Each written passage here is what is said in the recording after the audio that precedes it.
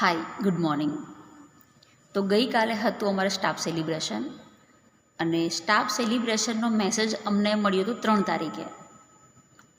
એટલે જેવો મેસેજ અમને મળ્યો મેં બહુ જ બધા લોકોને ફોન કરી દીધા કે ચલો આપણે કંઈક કરીએ, ફની એક્ટ કરીએ, ડાન્સ કરીએ કે ગીત ગાઈએ વગેરે વગેરે. બધા જ લોકોને ફોન કરી દીધા. લોકોના મોંથી શું જવાબ આવે?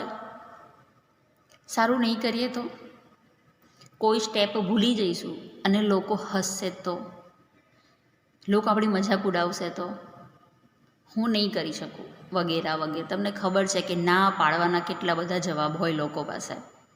મેં બધાને ફોન કર્યા, એમાંથી 4 લેડીઝ રાજી થઈ, હું 5મી. અમે લોકોએ લેઝી ડાન્સ કર્યો હતો, અમને 2nd પ્રાઇઝ આવ્યું.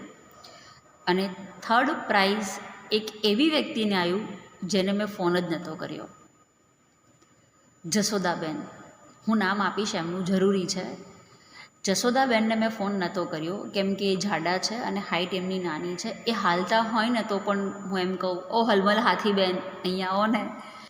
તો બધું અડધા ડાન્સ પતી ગયા હતા, અડધા ડાન્સ બાકી હતા. વચ્ચે અનાઉન્સ થયું કે એક એવી વ્યક્તિ છે જેને અચાનક આવીને કીધું છે કે મારે કંઈક કરવું છે, અને એમને ડાન્સ કર્યો તો લોગો કો કહેને દો કહેતે હી રહેને દો. અને બોસ જે એ સ્ટેજ પર ચડીને નાચ્યા છે, કોઈ સ્ટેપ એમનો ગીત જોડે મેચ નહોતો. એ એમના મનથી બસ આંખ બંધ કરીને આવી રીતે જે નાચી રહ્યા હતા. ઓડિયન્સમાં બેઠેલી એક એક વ્યક્તિ ઊભી થઈને નાચી રહી હતી, સીટીઓ પાડી રહી હતી, તાલીઓ બજાવી રહી હતી. અને 3rd પ્રાઇઝ એમને આવ્યું.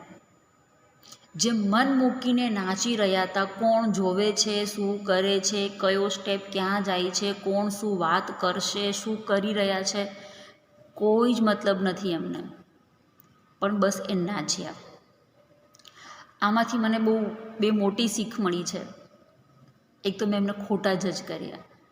મને કોઈ રાઇટ્સ નથી કોઈને જજ કરવાનો કે આ નહીં કરી શકે.